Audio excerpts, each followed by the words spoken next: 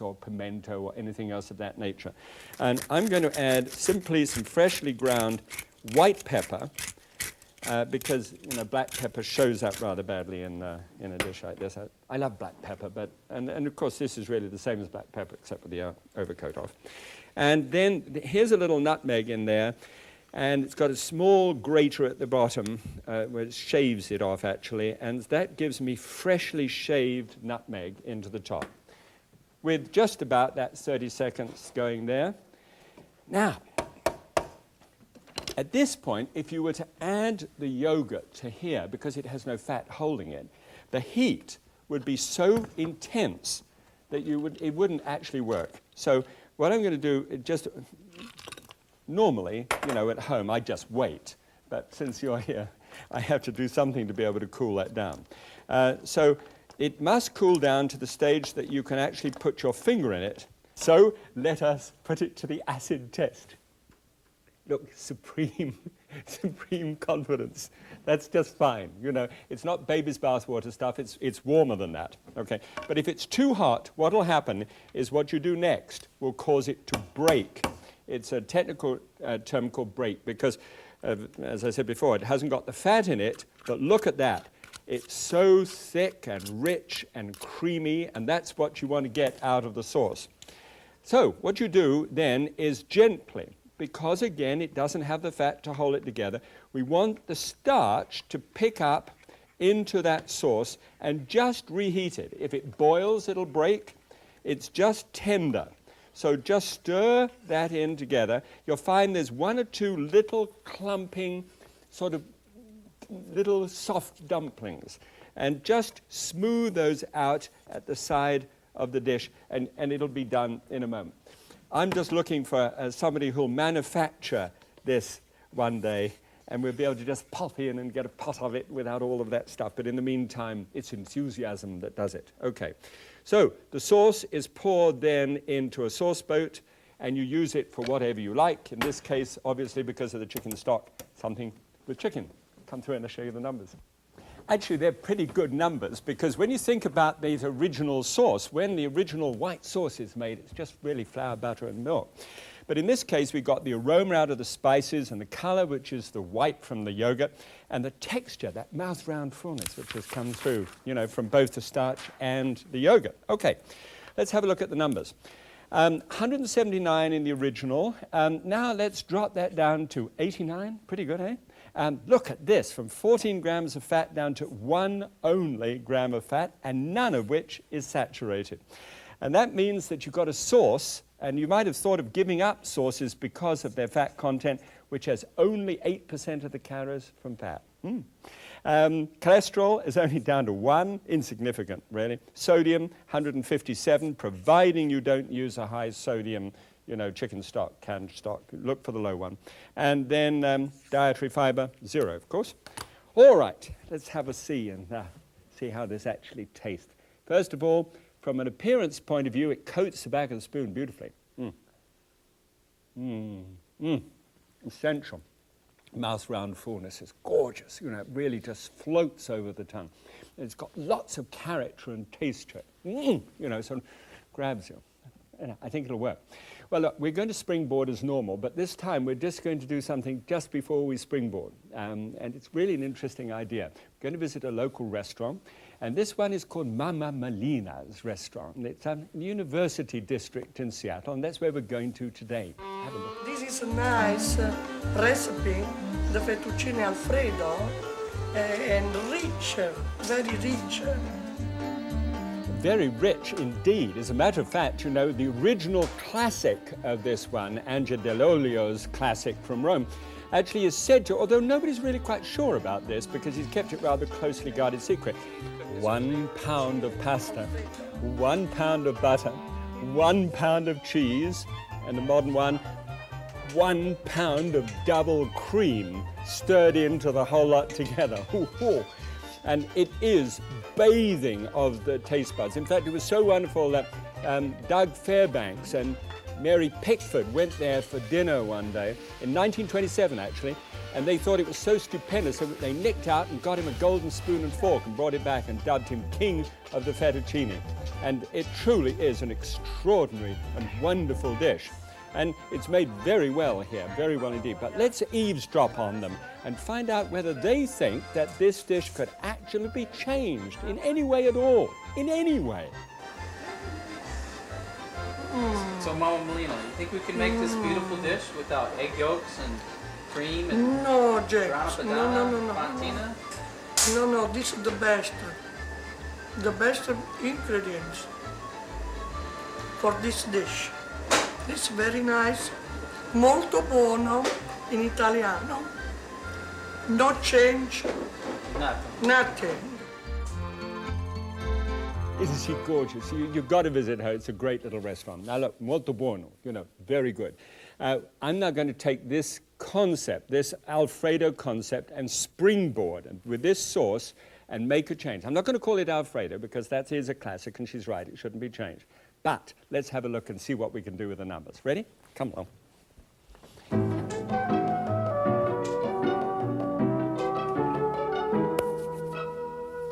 Actually, there are two original classics, and the first of the original classics was there was no cream in it. So there was a change made from the original, and then the cream was added to make it the kind of ultimate attraction. Well, I'm going to make some major changes, and I obviously won't call it Alfredo. But first of all, into vigorously boiling water, 8 ounces of penne, and I'll show you what that looks like in just a second. And just about 1/8 of a teaspoonful of salt, not much, just enough just to barely touch it. And always run the spoon around it so that you can see that the pasta is loose from the bottom when the water starts to boil. Okay. Now, it just so happens that dry penne takes about 8 to 9 minutes, and so do vegetables to steam. So I got this steamer basket and just fitted that onto the top there, and then just put on the top 8 ounces of carrot, cut diagonally like that, good diagonal cut, and then 8 ounces of the floret. Did you see that movie? It was a marvelous movie. 8 ounces of floret of cauliflower. And floret. A floret is just, the little top cut off, broccoli in this case. So broccoli and cauliflower, gorgeous vegetables. And then the zucchini, slightly diagonally cut again, and just pop that on the top. 8 ounces of each, all right, for 4 people. And it'll do just well. No seasoning or anything else, just leave it just like that. All right. Now, with those, just make sure that you can get a clear shot at it. Put the lid on the top.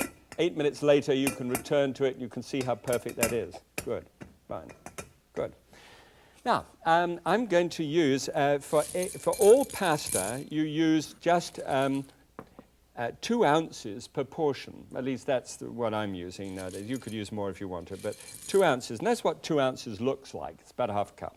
And because it's dried weight, it weighs differently.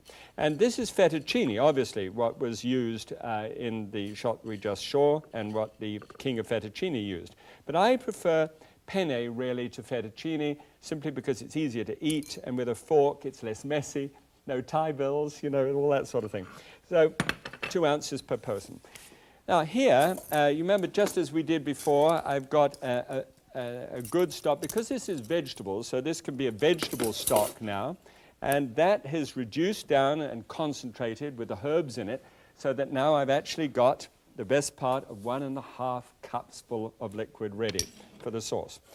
All right, now into that we just bring the heat up underneath that, nice and hot, so as to bring it to the boil to add the thickening, and the thickening is the cornstarch once again.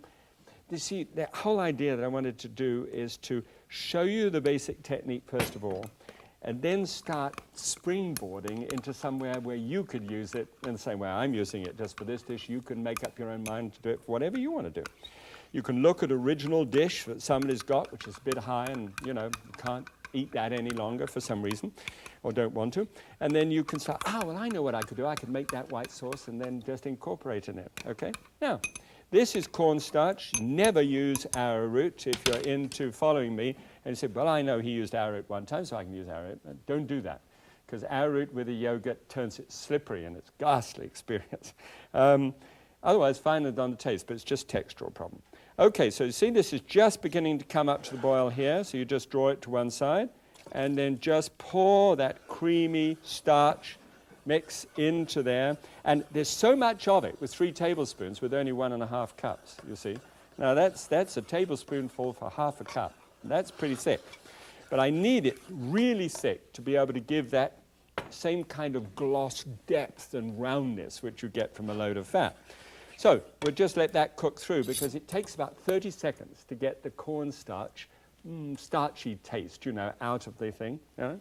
So we'll just leave it like that. All right. Now, about this time, when you've got it at that stage, would be the time when you would start, we'll just pull that's going just nicely. When you take some nice leaves of fresh basil, all right? Or basil if you prefer. And just with a knife, cut. It's obvious with a knife. What would you do? What else would you do it with?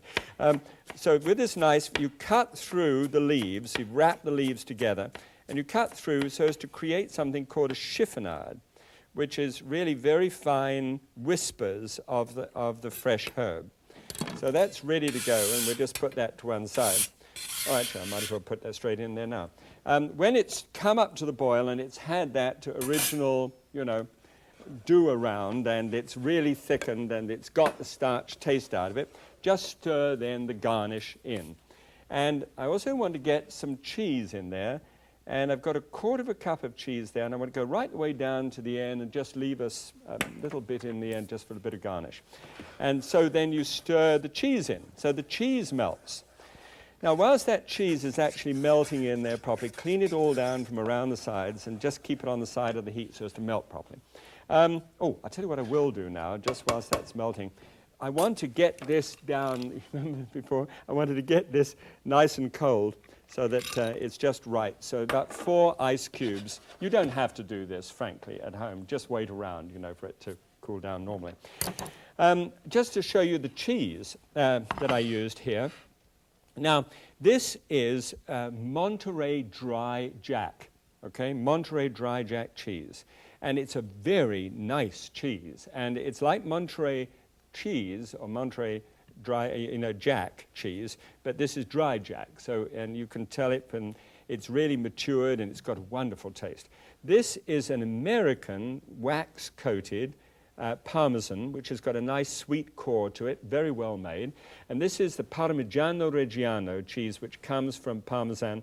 Parmigiano Reggiano, actually, it's Parmesan cheese, and it is a great granular cheese for grating. This is a little bit more expensive than this, and this is a little less expensive than that. So, you know, look for the Monterey Dry Jack, and then when you actually grate it with a grater like this one by simply pulling across like so. You can get very nice, easy, simple grating out of it. All right, good. Now this is that's come down nicely now, and let me just test for a finger. Good. And all I need then is out of the fridge for the yogurt. Remember, just done in exactly the same way as we've done before. Strained it, smooth it out with a little teaspoon, make sure that it hasn't got any lumps in it. And we're ready to go. Just simply toss that into the hot sauce and keep that, you know, the whey underneath for whatever purposes you want to use it for. And just stir that around. Don't overbeat it. Don't get a whisk to it. Just stir it around just like so. Now, about that time is exactly the stage at which the vegetables are done. And they've had just that 8 minutes, and they're perfect. And underneath, with exactly the same amount of time, I think that's fabulous that happens. Just make sure that there's nothing stuck to the bottom, is the pasta. And that is just poured off to begin with, get most of that hot water off, and then pour it into a colander like that. And that allows the pasta to drain so that it's not over wet, and at the same time heats the bowl up for the next process. So then you've got a hot bowl and the pasta, which is dropped down into the bowl, and then the sauce, which is ready for the anointing process. That cheese sauce is then poured over to the top there, and all of that then can be stirred around together just to be, oh, look, Look at that and how that coats it. There should have been a little bit of white pepper in there before, because that should have gone in with the sauce, and a little bit of the nutmeg, just as we had done in the earlier dish. All right. Then, lo and behold, you're ready to serve it. So you take some of the pasta and you just drop that down onto the dish, and then some of the fresh vegetables just picked up here and laid on the side. Ooh, crisp and gorgeous. Now that is the way that it should look. And then that final dusting that must happen, the little freshly ground black pepper over the top, strange but has a fabulous taste to it, and a sprinkle of cheese just to let people know that you've got cheese in the dish. There it is. Let's have a look at the numbers. Come on through. This really looks good. I think when you actually lay that up alongside it and look at the colors and the textures of that and, oh, the creaminess of it, this is a lovely dish. Make no mistake about it. It's wonderful. And we'll do need to have a look at the numbers, though. Get it in your mind. There's the classic, is 1,723 calories. Our little one here, it's not the same dish, remember. We've changed it. It's come down to 419. Instead of 130 grams of fat, there's 5 grams of fat there. Instead of saturated fat of 80 grams, which is enormously high, down to 2. That means that the whole dish is 11% of calories from fat, 9 milligrams of cholesterol, only 40 milligrams of sodium, and a whole 9 grams of dietary fiber, which is incredible when you actually get round to think about it. So it's lovely of you to have been with me, but actually, as I say goodbye and God bless to you, I'm going to have a mouthful of this because I enjoy making it. God bless. Don't forget, minimize the risk, maximize the flavor. Love you. Bye.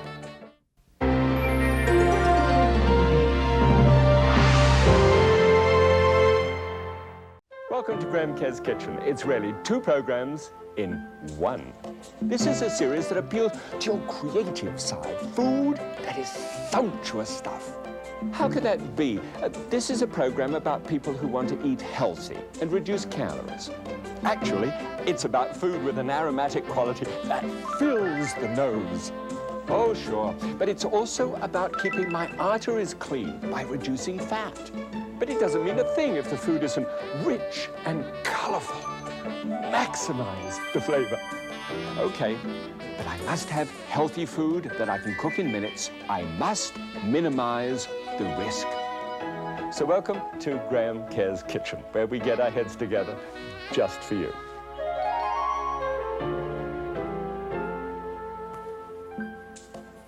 Well, welcome back once again. This is the program, where we do a basic technique once or twice, up in this area, and then come back and visit it again and do some fantastic dish.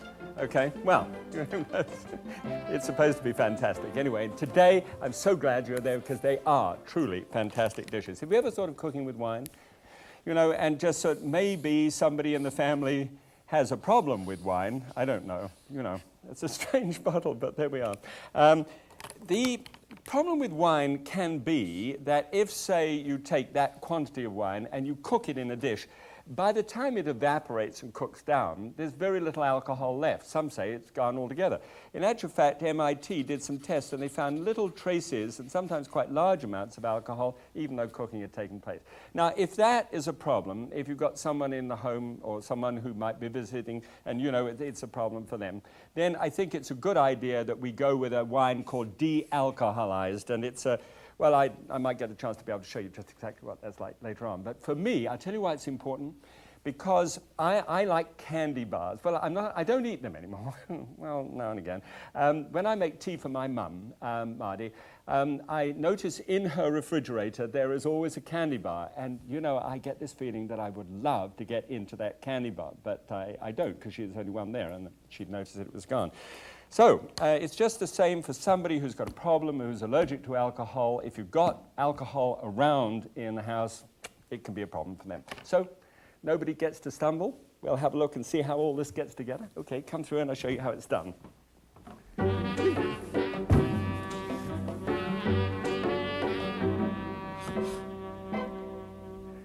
All right, now there's a couple of techniques of adding wine to food which I think will be kind of fun for you. And they'll be wrapped up into a recipe, and the recipe is delicious, all right?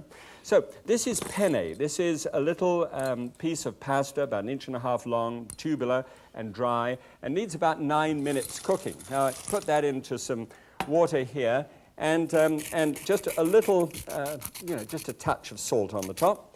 And give that a little bit of it. You see how now, if you look down into the pot, they're all going sort of, hi there, hey, isn't this fun? Kind of all around the bottom. Well, now just give them a good mix-up as a crowd. If you don't do that, the chances are they'll stick to the bottom, and that doesn't, aerate them properly, and they don't cook very well. Okay, over the top of that goes one of these steamer tops, and that we're going to cook something else in the top there in a moment. Put the lid on and get to the rest of this. Pork chops, good food, especially about 4 ounces in weight. And these are 4 ounces in weight, and they've got a bone in them.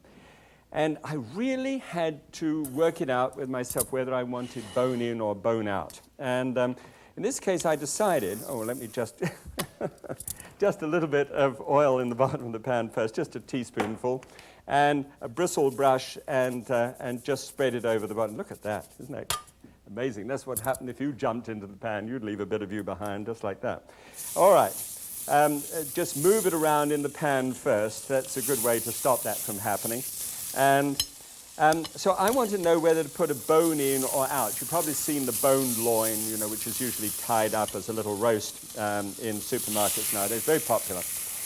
Well, I decided to keep the bone in because at least it increases the portion size. It doesn't look quite so miserable. And it's also something to gnaw on. If you give your guests permission to bite the bone. I know we love doing that when we're on our own, Trina and I, so left it in. So just let's turn that over so that we've got the first side down, and then just flip it for the second side. And then that can just cook around there. That's quite a hot pan, actually. That's the reason why that's fixing. Good. Okay, carrots are going to go in this dish. And there's an intriguing way of preparing carrots, which is called julienne, and I just want to keep that to one side and show this to you. Now, to do a julienne of carrot with a knife, you simply have to start off by chewing a piece off from the side and then rolling it over so it has a flat base to it. And then another little piece, because you want to keep it nice and trim, and another piece the other side, okay? And you need a good sharp knife for this. Now, then you lay it on one side like so, and then cut right down hard like that until you get these what are called really matchsticks. Now those don't look much like matchsticks, but you see, then you stack them one on top of the other and then cut them through like that. You put the tip of the knife blade down and then just press down hard like that. And you make these fabulous little pieces of carrot, okay? Now that can take you all day. There is a machine which does this for you. And I went to the very top of the tree. I don't know who makes this and everything else, but I do know that it costs $200. So I thought you might like to see what a $200 machine looks like. This is called a mandolin. And so you put these into this little box, and this has got little studs on the top here, and they fix down on top of the thing. You always feel like you want to be with NASA or something. So you hold this at the bottom, and you pull it up. $200. 1, 2, 3. You notice I told you that I didn't know who made it, and which is probably just as well. It's going back, but I mean, it was fun, you must admit. So you could also have other carrots in smaller shape if you didn't want to go to that trouble. Good, which you probably won't now. Here is the, isn't this fun? So we then turn over the pork chops once again. Oh, look, they're going just nicely now. I wanted to get some color in them. And then, in addition to the julienne of the, there are other less expensive machines which seem to work all right. And this is cut up into nice pieces that look like that, because not only for texture but also appearance, they look really attractive in the finished dish. And I've got 8 of those which go into the dish. I always give you all the numbers, at least I try to, and so I hope if you write them down, and if you can't, then you know there's the book to back you up. All right. Beans on the side, a little, everything is fine. Okay. Now, when this is done, this is the first time that I'm going to use one of the techniques of adding wine. And this is what happens. So you take the pork out, and there in the bottom of the pan is, of course, a certain amount of fat, which has come from the pork as it's been cooking. And then on the bottom of the pan there, you've got a residue. All right? Now, I always save these. I've told you before. I save those, put them in a little plastic bag and do my thing. I use them as a fire lighter, by the way. Now, into the bottom of the pan there goes a cup of Chardonnay. This is the de-alkalized Chardonnay, so it's just like any other great wine, you know, just perfect, just fine. You've got jaws like this, I know. And just shovel that around and get that, deglaze that off the bottom of the pan. There's none of that meat juice left whatsoever. It did grip, but now it's gone, right? And into that as well, the similar matching quantity of chicken stock, right? Then you just simply slip the chops back in again. So you've got to get them out in order to get the stuff off the pan. Right. Now, settle those in and get the julienne of Rustly julienne. I did this earlier on, and they came out quite nicely, really. It's just when you're there. So here are the carrots all the way around, and there are just 4 carrots there, and those mushrooms, and they're all just sort of push it down. Don't press too hard because you'll burn yourself, but those will actually fall down into the dish that they're doing. And then take the outside zest of an orange, you know, the outside peel of the orange, and just cut very thin strips of it with a sharp knife, and just sprinkle that over the top. Gorgeous, fantastic flavor that goes into food. And this is thyme, if you've got it.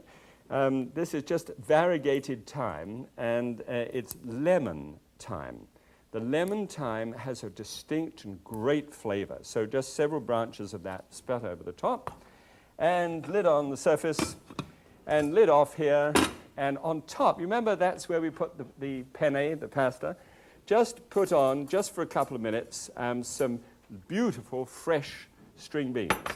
And then on top of that, a little nutmeg. Nutmeg on beans is gorgeous. And a little freshly ground pepper, and they will be a sensation with the pasta almost ready at the end. Okay, 400 degree Fahrenheit oven, which is 205 degrees centigrade, if you can find it on the thing.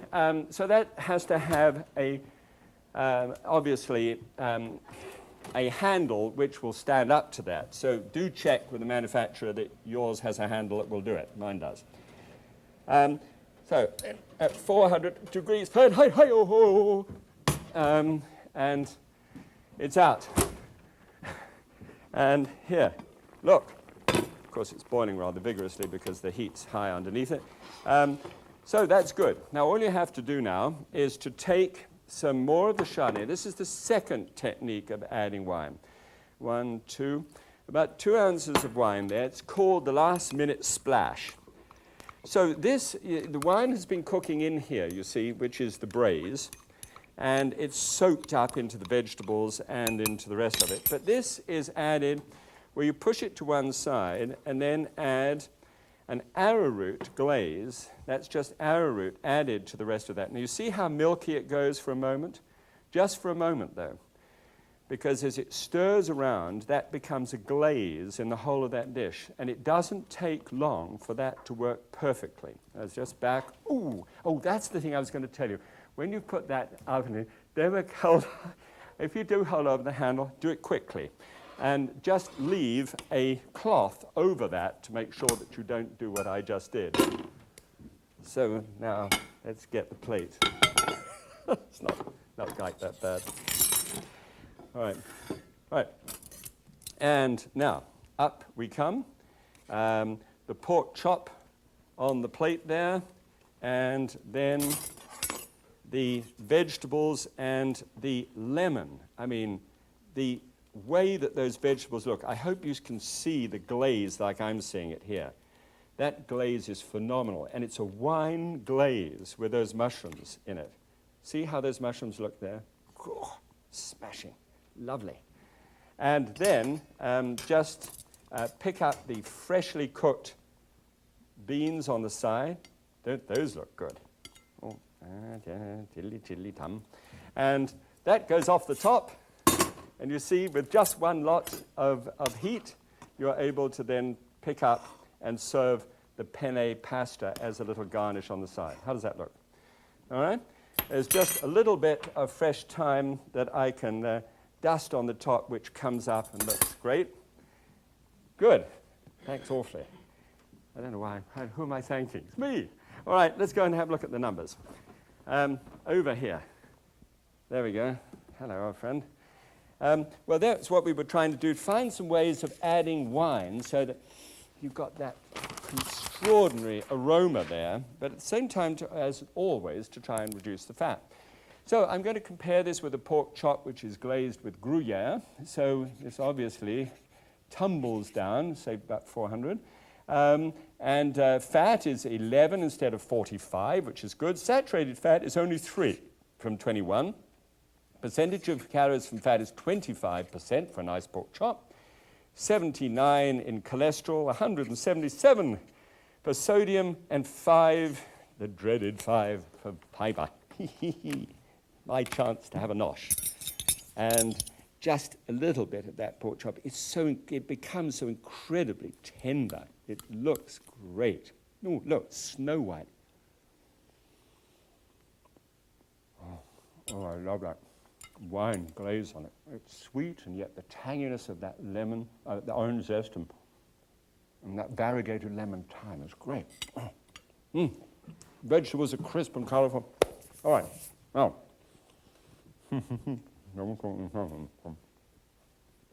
Good. Well, now we're going to springboard and do a completely different dish with seafood. Very exciting recipe, this next one.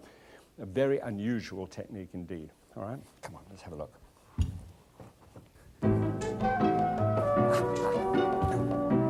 Good. That's nice. Okay, this is a halibut dish, and it's wonderful. If you've ever heard of steamed fish that you rave about, and you say, come on, rave about steamed fish. Well, you see what wine can do. A little grated zest of lemon. That's just the outside of lemon with a fine grater. Just put that over the top. It's rather a neat thing. And then I've got in this boiling away vigorously here. You see, there's not too much liquid. If you look down in there, if you could actually see with all that steaming stuff. And I've got what looks like a hubcap. It isn't. It's actually a very interesting steamer. So you put it into the top there like that. So it's a stainless steel perforated base to it. And you see how the fish is standing upright.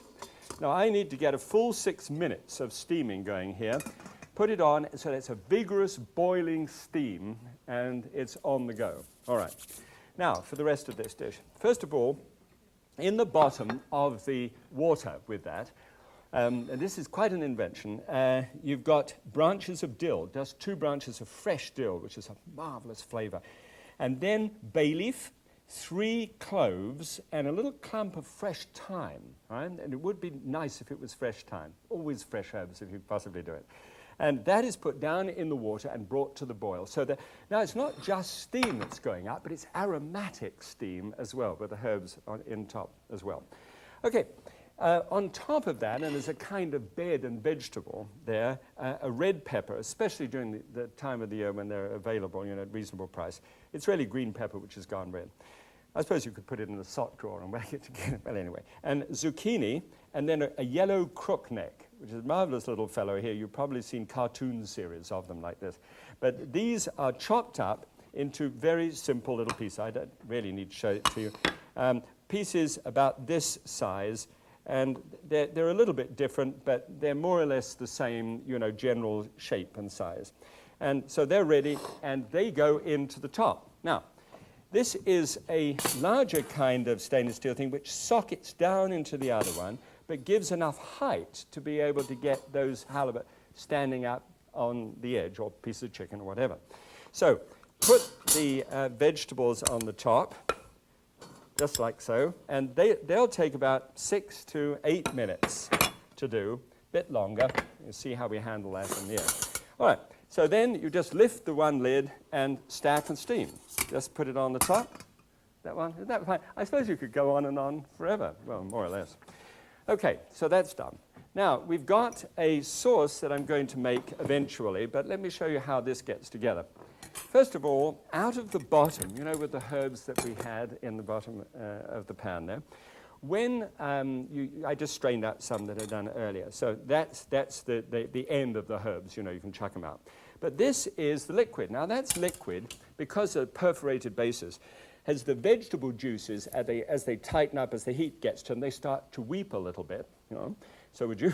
And they drop down, and it drops down through the fish, and the fish is dropping down into it as well. So it's a combination of all of that. So just pour that into a slightly hot pan and raise the temperature right up because I want it to get nice and hot. And then this is the other way that you can use wine. You just put 1, 2, 3, 4, just half a cup. This is a Chardonnay, and Chardonnay is a great, you know, wine to put with fish and with light meats. It's a very nice flavor, sort of butterscotchy kind of flavor. And then, just as I did earlier before, I need you to boil. I just don't need you just to sit there. Good. Just, you know, let them know what you want to do. And we've got a tablespoonful of arrowroot there, and actually cornstarch there, and it would be cornstarch. The reason why is because the vegetables that I've got steaming here will be very crisp. And if you remember that, if you put arrowroot with very crisp vegetables, it gets slimy, and that is not a good finish. So it's cornstarch.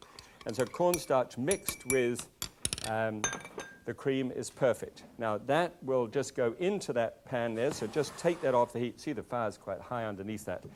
And just a little bit of little wooden spoon, and always take it off the heat before you add it, you know, otherwise if you've followed me for a while, you know that you get lumps and horrible things.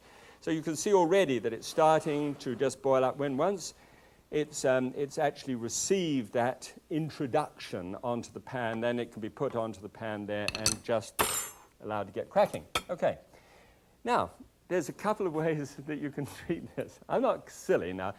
Do you know, I read a book. Actually, I didn't read a book. A friend of mine read a book, so let's be honest about this, where it said that if you talk nicely to plants, and please write to me if you've got further details about this. If you talk nicely to plants, we have a ficus tree, and we actually shifted home recently, and we talked nicely to it. I packed it up nicely in the U-Haul box and all that stuff, and it didn't drop a leaf, not a leaf. I mean, that's an amazing thing. So I talked nicely to you. You look really nice now, Dill. Okay, so we'll see whether it dies.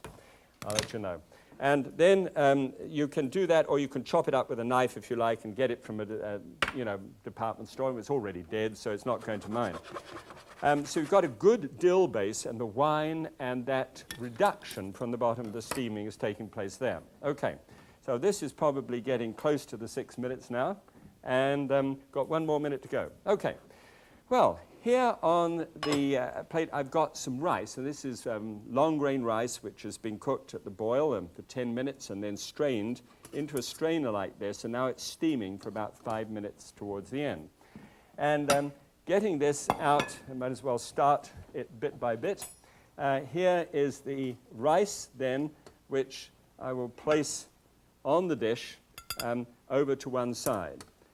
Never completely overwhelm the plate with rice. It should be just nicely done, that's of that nature.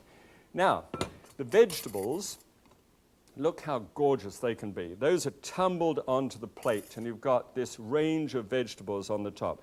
Aroma, color, and texture, smashing. Then lift this, and you've got the fish, done. Now, 6 minutes, done. And all you have to do is just feel inside there 2 little lugs and lift that out. Look at that.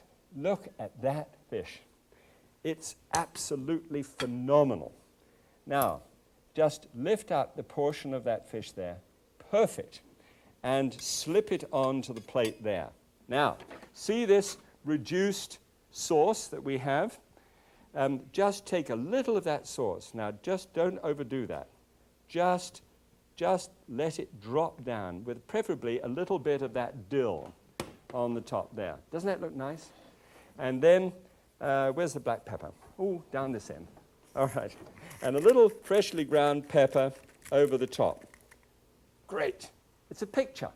And it's just perfect. Now, if by chance the fish should be just, not quite as perfect as that, you've got to be able to press down and each flake will come apart just perfectly. Then what you do is you simply put a lid over the top and let it set for just 2 minutes, just until it is at that perfect condition of 8 minutes. All right? Good. All going nicely? Let's see how the numbers compare. Actually, I've got a comparison here with a piece of cod in a dill butter sauce, which is a classic. And so that we compare that to the classic, and the classic, as always, is in red. And it's very good, 31% calories and fat. It's a great dish. This proves the seafood thing. This is 780, but we've got ours in at 380, if you're interested. 27 grams of fat. That's nearly half the amount of fat that I need to consume in a day, just on one piece of fish. So this comes down to 3, which is a whole lot better, and only 1 of those grams is saturated fat. So that means I get a very nice dish with 8% of calories and fat, which is super. 95 in cholesterol in milligrams, 159 in sodium, and 5, whereas against 0 in the fiber, obviously because of the rice that I've got there and all the vegetables that I have there as well. So it's a glaze and it's steamed fish. And I mean, who would have ever thought that steamed fish was going to be something which would be, as interesting as this could be? Let's just, look, tuck into that, will you? So you see what that's like? Now, you could actually get that out as steaming, you could say perhaps without the wine sauce. I mean, it is just excellent.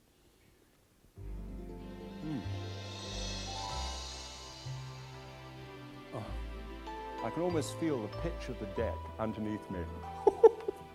I mean, it's so fresh and alive. Just that little bit of dill there and the zest of that lemon. And the wine, the Chardonnay coming off that plate, just looks superb. Okay, want to try it? If you don't have all that paraphernalia at the steamer, I'm sure you could find one of those Chinese ones, a little bit of the price. Whatever. Thank you so much. And I do love you, and I do look forward to seeing you next time. Okay? God bless you. Keep well. Bye.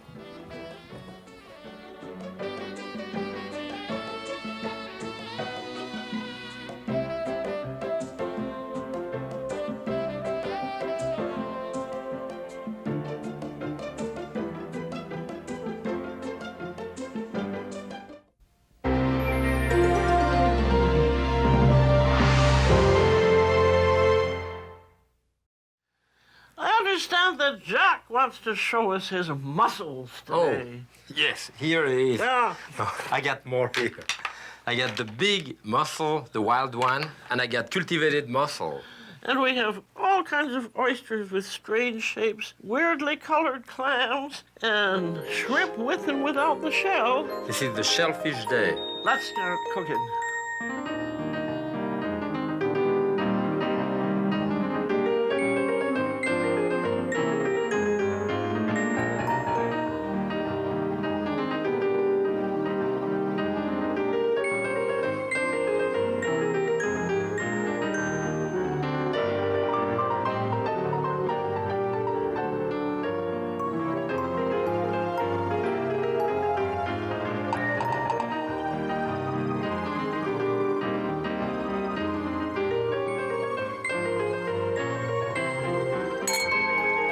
Happy cooking. Bon appetit.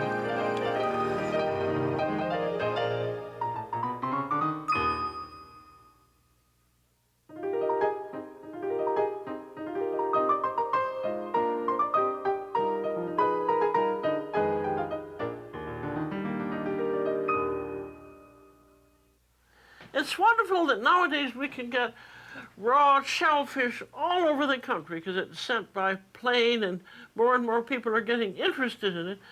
But you must be very careful where you buy it so that people are really serious about keeping it properly. Yes, you can even go to a store and they will show you the batch number of their shellfish. This is required by law to show that it has been inspected. So they are One great. thing, what I always do when I get, say, oysters or clams home, I wash them in cold water. Then as you notice with oysters, you have the curved part of the shell like that, and then you have the lid. And you always want to store them curved shell down. Right. So that they sit in their juices. And I scrub them with a brush, and then I arrange them in a bowl, all like that, so that they're sitting down that way. They will keep for several days. I cover them with a damp paper towel and some foil and put them in the fridge. Right. But you see, when you see one which is open like this one, for example, if you touch the muscle, that little abducting muscle inside like this, or if you bang it on the outside, and if it really doesn't move, this one is really dead. Throw it out. Yes. But see, we have another one here which is open. Yeah. And if I bang it a little bit, you see the way it closed? So it's alive. Yeah. It's just breathing for air, so you know this one is alive. Those are nice, by the way. Those are butter clam, they call them. There are 4 or 5 names for it. I've never seen those they are very before. inexpensive at the supermarket. Now let's see you open an oyster. Let's say this one, I think this is a well flit. I like to open it with this. I mean, I have different knife, but I like this one. What do you like to open your oyster? Well, I always try with a can opener. If With I a can can't do opener. that, then I use something like that. So one of the best ways is at the hinge there. You can do them on the side, but you tend to put some shell in it. So here you have to pry it open. As now I felt it open, so with the side of the knife, I have to cut the abducting muscle on top, you see? And now, And now look at it. See, this muscle here is what keeps it closed. so this is really full. And then it's harder to eat this way. So what you want to do is to cut the other part underneath so that it's totally loose. So you're ready to swallow it up, And you know? swallow it up with juices and everything. Right. Now, here's another way. If you can pick out your own oysters, pick them out so there's a little gap there in the hinge, then you'll just take a beer can opener. You want a towel? Huh? Don't need it with this method. That's it. That's open, and they'll do the same thing. Now that But it's that's open, nice. you- That's nice if you can pick it out yourself. yeah, yeah. Beautiful. Now, as to clams. The clam, I think, are much easier to open than the oyster. I put it on the side there, and then with my 2 fingers here and my hand, I kind of pry it into it And you did it. and cut it totally. Then you open it in half, and then with this, you want to cut that part and that part so that they are here, and again getting it loose. Now, how are we going to serve this? With a sauce? Yes, so maybe I'll do a Soapy cocktail corn. sauce, the classic cocktail sauce with ketchup, fresh horseradish. And you And I'll do with a mignonette, which is kind of a vinegar sauce with shallots. Well, we have some chopped shallots already we have there. shallots, And what kind of a herb? fresh thyme. Well, I'll use that. And I'll crush a little bit of pepper for you. And you hear it crack. That's rather nice, isn't it? This is what you do for a steak au pois, you know, crushing Yeah. it. And that's what we call mignonette. This, so I'll give you the mignonette. That much? You Well, I want don't a need little much more? else except vinegar, red wine. The red wine vinegar. You want a little dash of salt in there too? Mm-hmm. Good, that's it. So in mine, which is very classic, I'm going to put some ketchup and some, look at that horseradish, fresh horseradish. You cut a piece of it. This is very strong, you know. If you do that in the food processor or whatever, you You're good. cry, you know. So you have to peel it like this, and you use a grater to do that, like a box grater. You just grate it. Some fall inside. The one to stay on the outside, I get it out this way. That doesn't last very long when you do that. But Or you can buy some already grated can. in a bottle. If you buy it, be sure that it's not more than a cream color. Because Because when it it- darkens fairly when quickly, it's- doesn't it? Yes. Okay, so I think in there I like to put a dash of Tabasco, 8 drops. That's quite a bit, isn't it? maybe a couple of drop of Leon Perrin sauce. Worcester and- sauce. Yes, lemon juice. And I'll strain that through my impeccable clean hand. As you say, that's it. That looks good. Okay, so we'll mix this. Would you like to eat a clam or an oyster? I'll have a small clam with that, I think. Maybe of this, okay. Here you are. And I put a little bit of the shallots here on top. You don't want to put too much of that. This is strong. Oh, that's very good. Good. And just swallow it. That's the nicest way to eat the oyster, I think. Good. Now we're going to just discuss shrimp and how to cook it. And when you buy them, these are big shrimp. Yes, they are under 16, so-called. It means 12, 16 to the pound. They usually tell you it's 26.30 or under 10. The under 10 are less than 10 shrimp, you know, so they're very large, very expensive. These are really expensive. They are too. expensive, They are. yes. But they are so good. I think very often when you buy cooked shrimp, they haven't flavored them and they're very disappointing. So what we're going to do, we're going to cook these shrimp in a cool bouillon. That means a flavored liquid. Right, so you have... I have 2 cups of water in So here. you need... And we need some onions. Okay. And this has to cook for 20 minutes.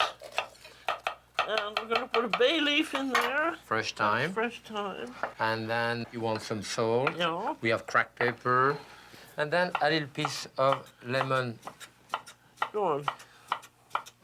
That's going to put in a handful of pepper. And how much wine should we put in it? Well, about a cup of wine? Yeah, sounds good to me. We have carrot. Good. Let's see. That's a nice color. It comes to a boil, and that would boil for what? A good 10, About 15 minutes? 10 or 15 minutes. Yes. And then you may want to cook it with or without the shell. Eh? Yes, now, what's the theory that it's prettier with the shell off? Yes, the point is also, you know, when you take the shell off, you can really open it. And as you can see, for example, this one's got the intestinal tract. And the intestinal tract is that long intestine, you know, which is full of very gritty things. Sometimes they have it, sometimes they don't. When you have it, when you cook it with the shell, of course, you have to clean it up after. So there, it's one way, or then you serve them directly at the table unshelled, which is another way. Which is nicer for the host because he doesn't have to shell them. Right, but different for the guest. In any case, here, you can cook them one way or the other. The amount of cooking is going to be about the same. Then with that's at the boil, put them in. But I feel that when you shell them, the shell has a lot of taste. Either I keep the shell, I freeze it for another thing, or then I put my shell with the shell shrimp, you know, in it to give taste to the whole thing. Well, we put all of this in.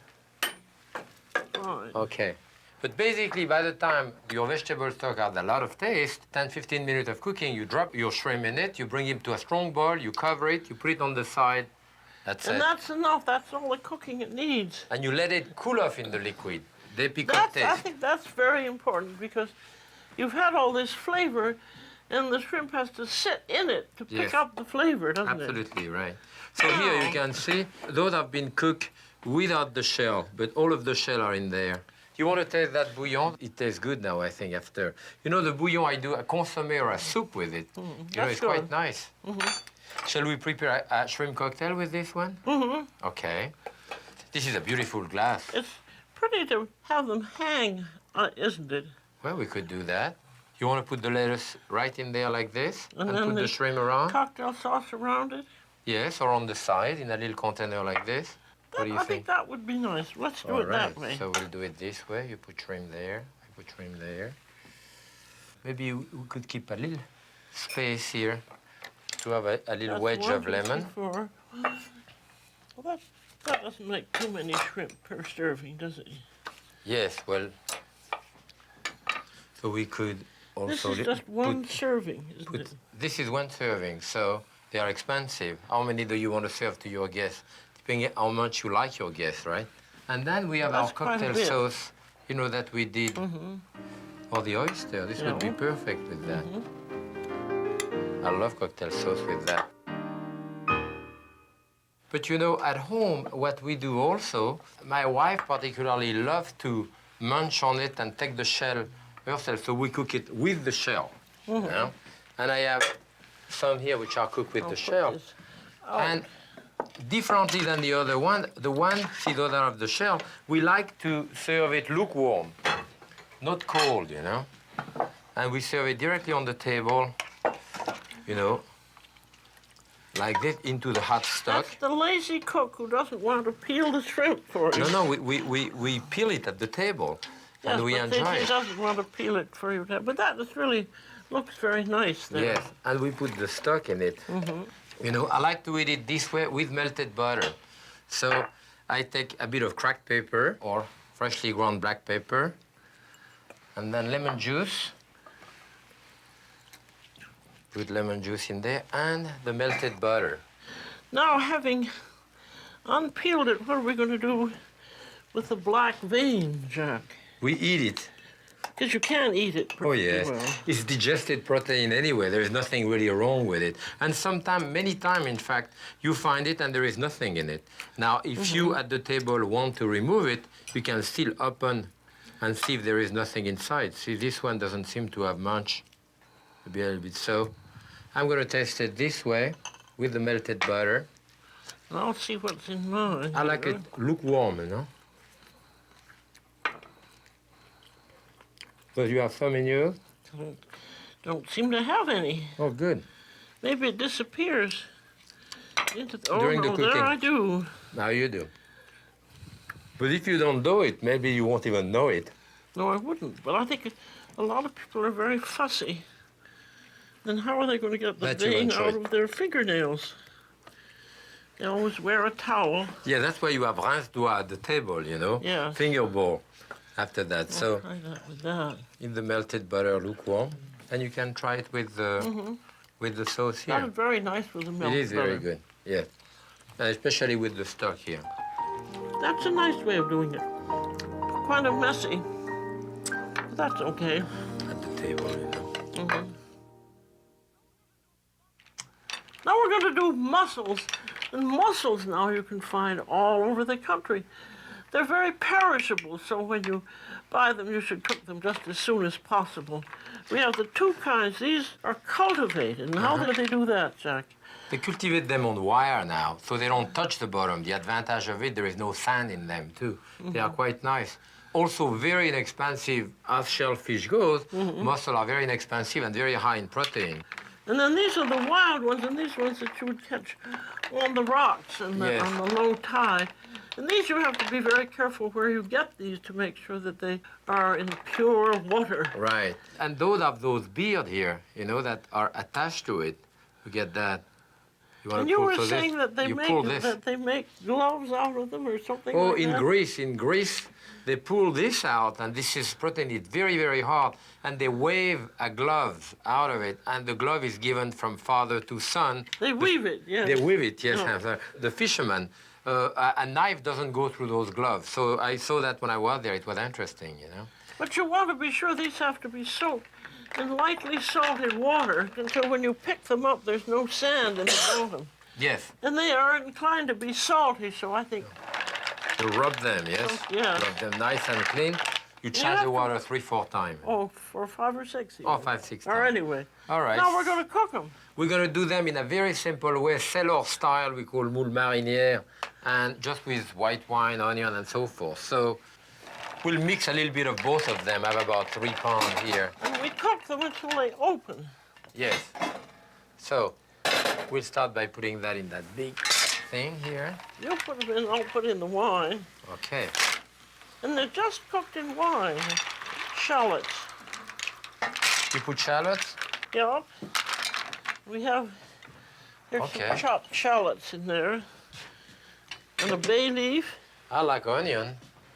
You like All right, belly? put some onion in too. Except they're not going to cook very long, are they? Well, they're going to cook a little while. I'll give you a bit. You're better at swishing them than I No, I'm not. You're doing very well. Well, I think you do it better. Okay. We want a little butter, John. Okay, so we have And we put butter the right bay here. leaf. That's it. You want some parsley in there? Why not? And some, maybe some pepper? White? We Dark? certainly don't want any salt, that's for sure. Okay. We'll put in some dark pepper. Good. And the thing is that this makes its own lovely sauce. It has to come to a boil and then it... That'll take about 5 or 10 minutes. Yes, you toss them. So we'll be back. Don't leave us. Now the mussels are done when they open up. And they certainly smell done, don't they? There Smells they delicious. are, opened up. So we serve them in the juice like this, like Yes. the real And you country can see, style. But when you serve them with the shell, just like this. That's it. With the juice, right? And then ladle some juice in. And eat that with a lot of bread. But in Belgium, this is the national dish, and they eat that with French fry. That they call les moules frites, mussel and French fry. And it's really good. And then you would taste, you would eat the mussels and taste the juice. That's delicious. good. It's very simple, isn't it? Just wine good. and flavoring. But another dish that we used to do when I work at the Pavilion, I don't know if you ever had it at the Pavilion, was a famous soup called the Billy Bee. Apparently, I don't know whether you know whether it's true or not, it was invented by someone in Normandy in France for one of the GI during the Second World War. Have you ever really? heard that? No. But it's called Billy I Bee. thought it was much earlier than that. No, so we put here for about 6 people 2 cups of cream directly into your sauce, and that has to come back to a strong boil. Then we strain it, cool And it that's off, and your serve it Billy cold. Bee. And that's your Billy Bee. So we'll wait till it comes back to the boil. Right. There, that's at the boil, Jack. Oh boy. Well, look Yeah, at this is good. that's a wonderful It does smell good, huh? Good. I think one of the best ways is to put it directly in a big colander like this. That's it. So that I can shake it a little bit if there's any juice in the shell. No. Like that, it falls down, you know? Okay. And then I have to restrain it into something finer here. Let's just do that.